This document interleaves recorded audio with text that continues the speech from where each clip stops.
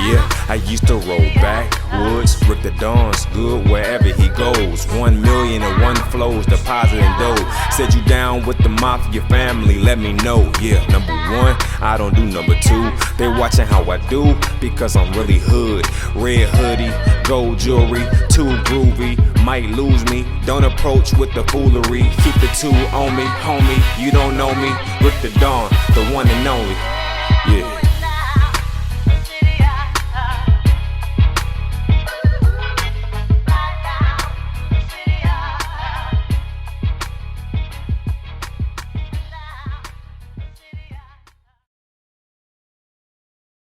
Welcome to the Really Hood Podcast. I'm your main man, Rick the Dawn. Hey! Alright, so this episode is bound to be pretty controversial. It is called The Rapper Who Loved Black Women. Did you hear what I said? It's called The Rapper Who Loved Black Women. And guess who that rapper is? It's me, your main man, Rick the Dawn. Before I get started, I would like to say that this episode is brought to you by VidMondo. Head over to vidmondo.com. Competing with YouTube. You know what? Let me stop even using YouTube. Competing with ourselves. Go over there, create you an account, and start uploading some content.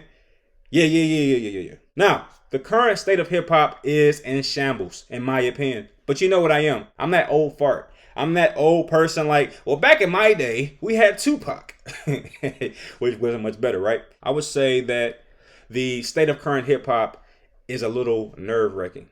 I have a little girl. Actually, I have two daughters. One is a little older, but one is little. And I often wonder and hope that she grows up in a world that respects who she is as a black woman. And if not, I guess I'm going to have to prepare her for what should come her way. The current state of hip hop is not necessarily the current state of hip hop, because the way that hip hop is currently orchestrated and running, it's been this way for a little while. I want to say as early as 1990, rappers have been a little harsh when it comes to women, black women. And we're the only genre that does this. You don't hear rock and roll guys degrading their women like we do. You don't hear country singers degrading their women like we do. It's only hip hop that does it, in my opinion. I mean, I don't listen to rock and roll and country music, so perhaps I'm wrong.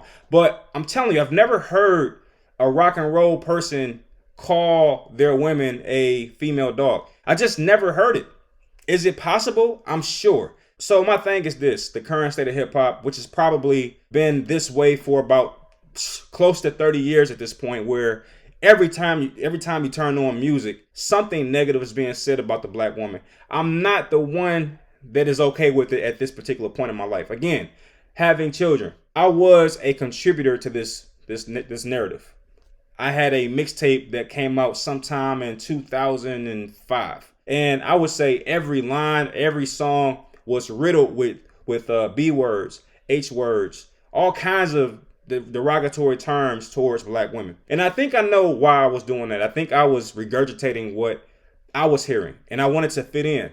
But one thing that I'm happy to say about myself at this particular point in my life is I want to fit out. I don't want to fit in with anybody. I don't need a crowd of people. I just need to make sure I can sleep at night and I'm at peace with myself, because I'm willing to take the stand for what I believe in.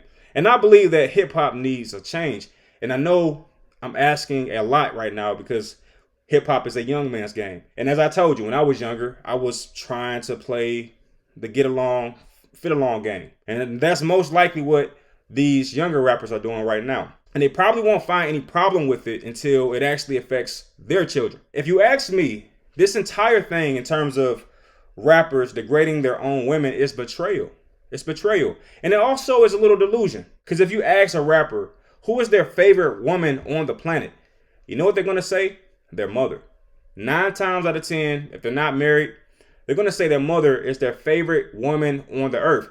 And if I'm the reporter, my second question is your mother a B word or a H word?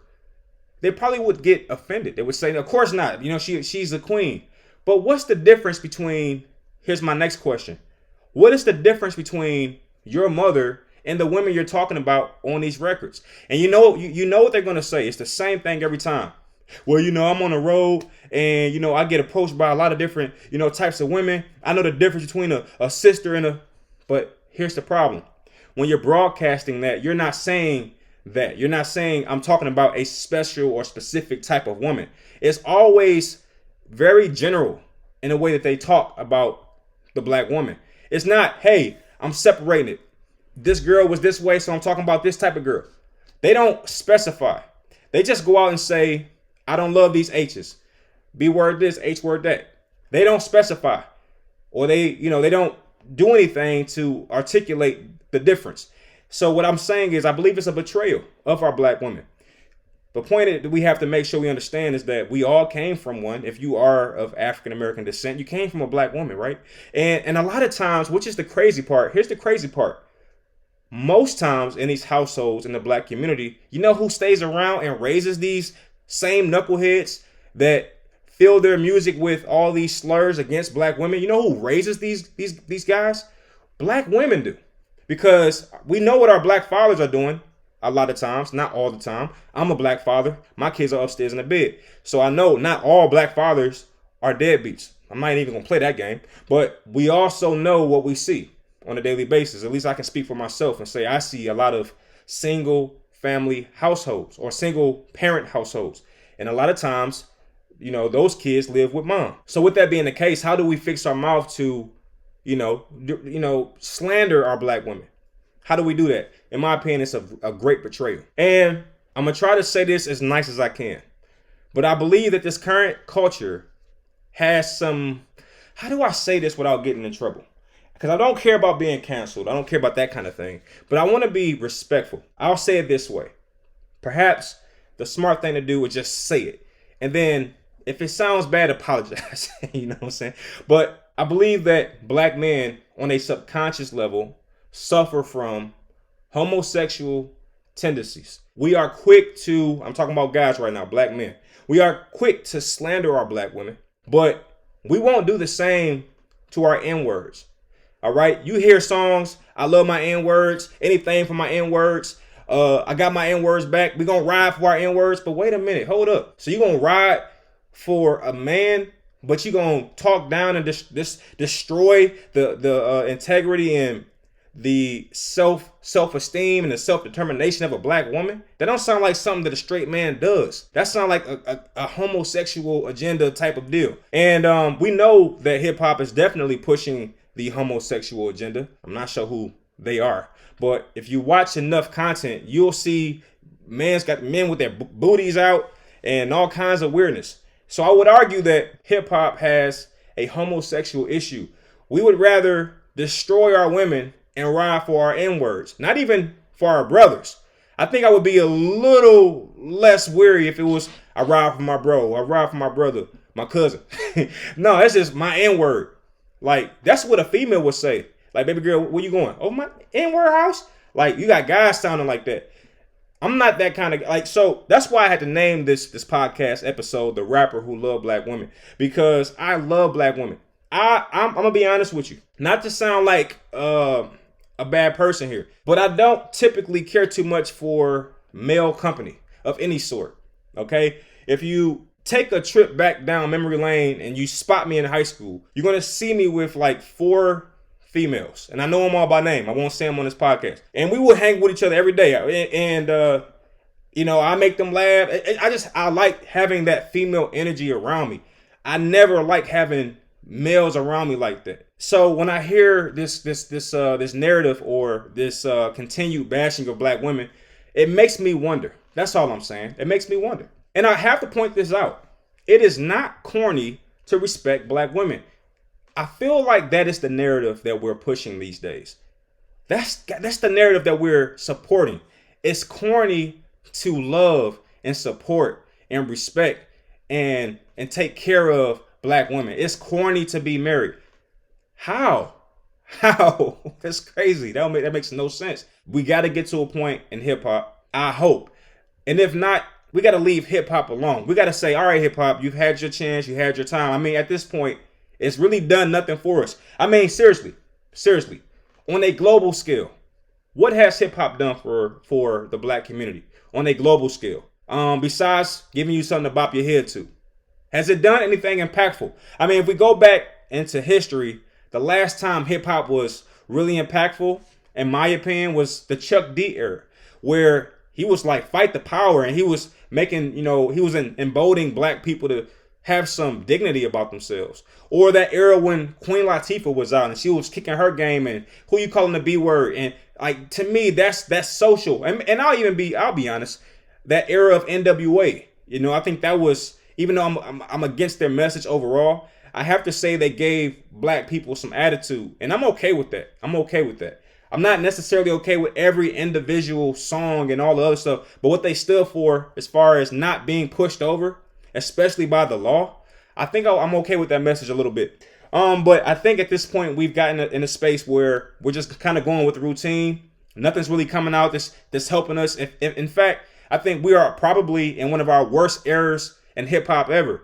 I mean, we got this whole thing where people are killing their ops, is what they call them, not realizing that these ops are their brother and sisters, and we're all related somehow. I'm sure if you go far enough down the genetic pool, we all are related somehow, some way, right? But now we have this era where we're hurting each other and then bragging about it on a record. I don't know about that one. I'm not a big fan of that part. I just want to point that out. It is not corny, nor should it be viewed as corny, to love black women. I'm trying to figure out what song in the last 3 years has glorified black women the way that they should be glorified, the way that they should be praised. I mean, when we have some of the most beautiful women on the planet right in our vicinity, and we act like we don't even see them. And we get mad, and we got the nerve to be mad when the white man, the Spanish man, all them, they come and grab the women up. Because, I mean, come on. But it's crazy. Let's take a little pivot real quick and take this mirror that I'm holding against the men of the black community, and let's swing it over to the women of the black community. Because I'm about to say it right now. I'm just going to say it. And I apologize later if it sounds bad. But women, it's your fault. It's your fault. Oh my goodness. You play into it. You will listen to a song where a guy is calling black women a B word, right or wrong. I'm right. Okay, I know. A lot of women play into it. And a lot of times they support it. They're supporting it with their money. They're supporting it with their stream. They're supporting it with their view. And if you go to a concert of these young rappers, you see women crying in the audience, grabbing at their legs, grabbing at they privates, trying to rip their shirts off. So not only do they support the self-destruction of the black women in our culture, they support it. They adore it. Not only do they support it, they adore it. They cry for it. They love it. And I can't understand that. I've been trying to.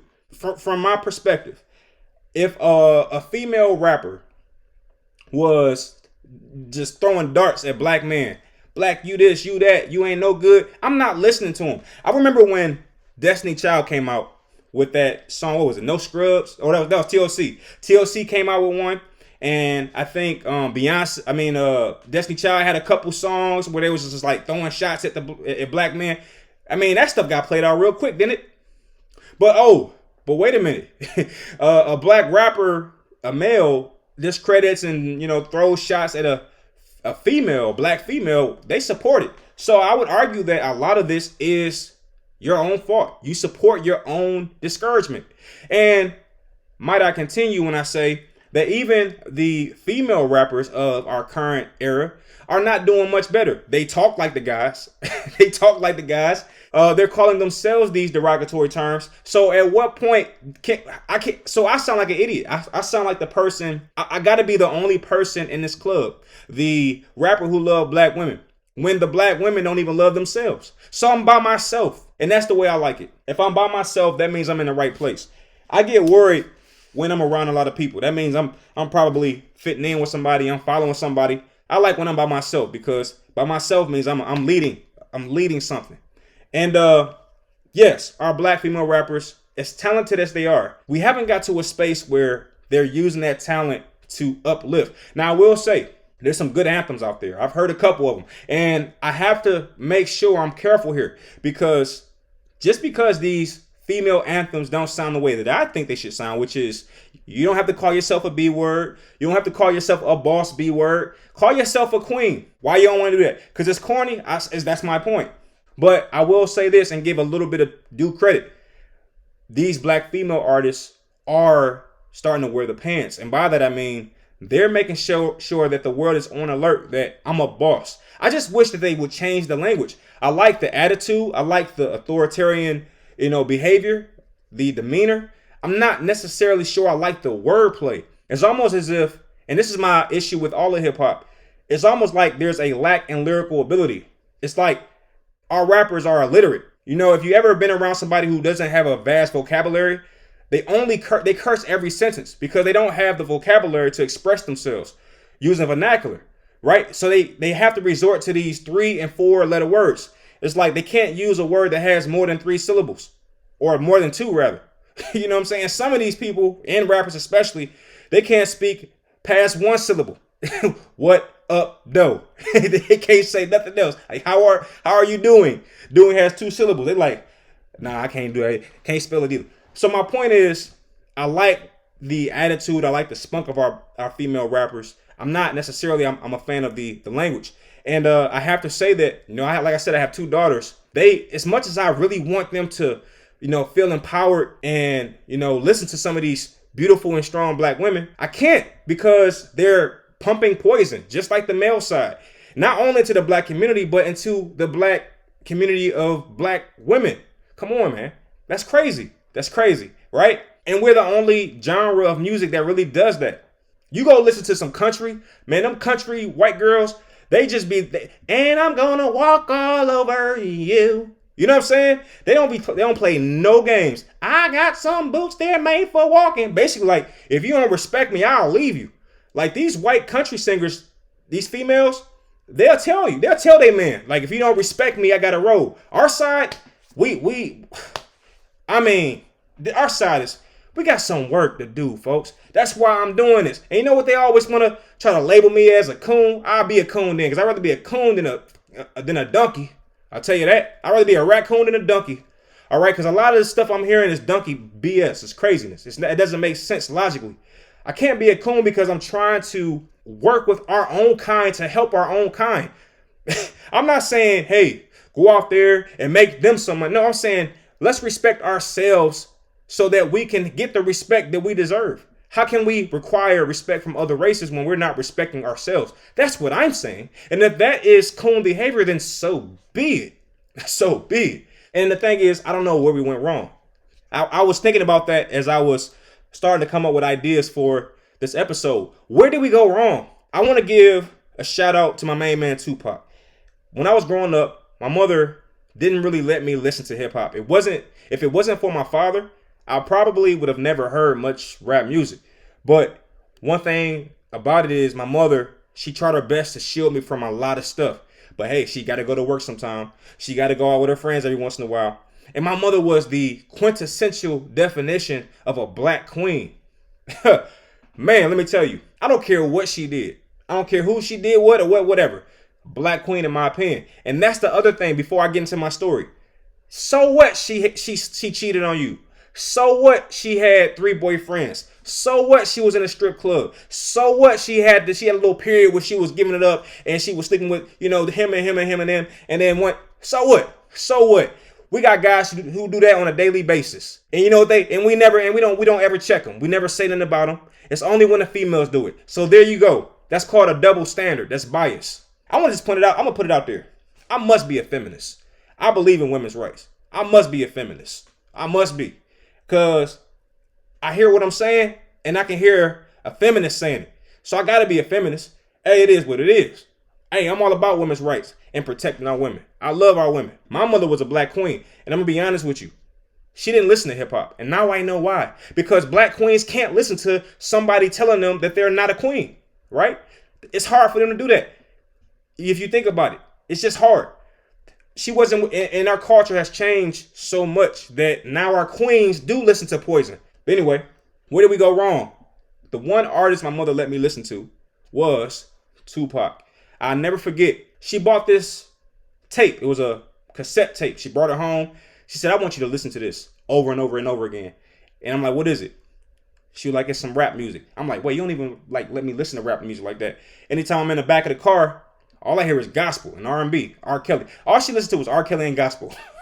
Terrible. She passed away, so she has no idea all this new stuff. But she let me listen to this one song, and it was Tupac, and I listened to it. It was 2 songs. It was Keep Your Head Up, all right?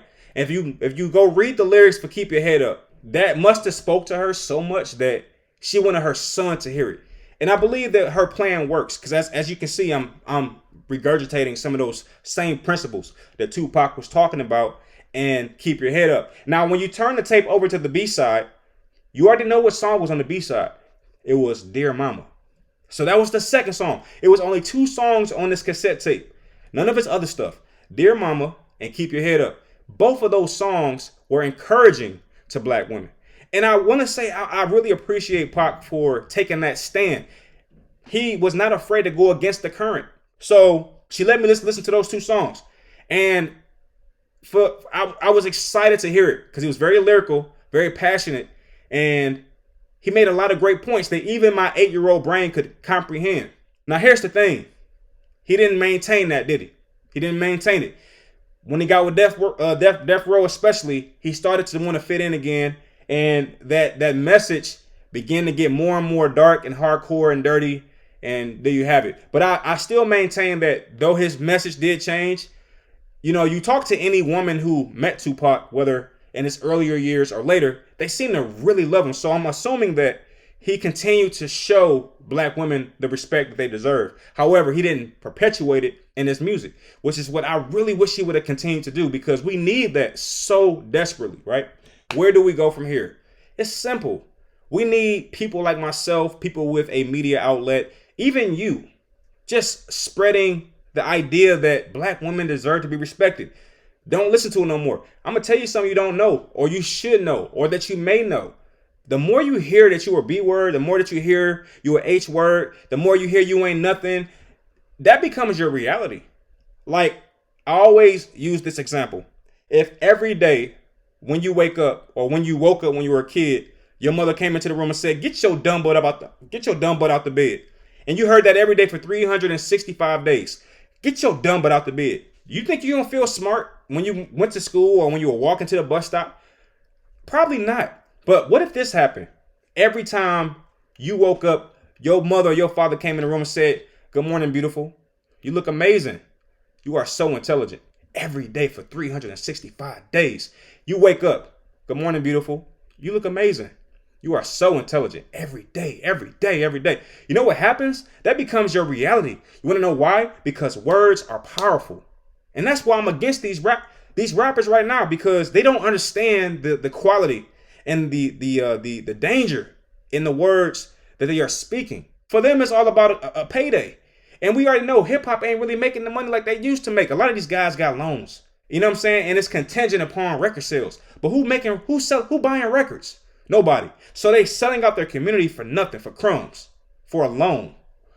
Goodness gracious. It's a terrible game. And that's why it takes people like me to speak out about it. It takes people like you to hear it and then share it. And then also speak about it. It takes people like us, me and you, to make sure that our kids, our daughters, our beautiful queens that we're raising don't hear this trash. Because let me tell you something, they're hearing it. And it's changing who they are. I mean, I'm seeing girls as young as 11 years old with long eyelashes. So they're already adopting a certain culture.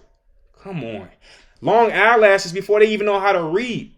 They can't. You tell them same girls to read a sentence from a dictionary or a 8th grade reading textbook. They couldn't read a full sentence without stopping, stuttering, because they only know text language. I mean, we are prioritizing the wrong things. Why should we be prioritizing eyebrows and eyelashes over cognitive development? I know why. Because our music doesn't say anything about that. Our music doesn't promote anything like that. Our music promotes homosexual agendas and slut agendas. And as you look around, I'm pretty sure you can see both of those 2 things on the rise. Okay, those 2 forms of business are thriving right now. I hope that I did not offend, but if I did, it is what it is. And I'm always going to try my best to be as authentic and unbiased as possible. My goal is to do the opposite of what these rappers seem to be doing, which is destroying their own community. My goal is to build it. But with that being said, thank you all for tuning in. I'll check you out on the next one. The Real Hood Podcast, signing out.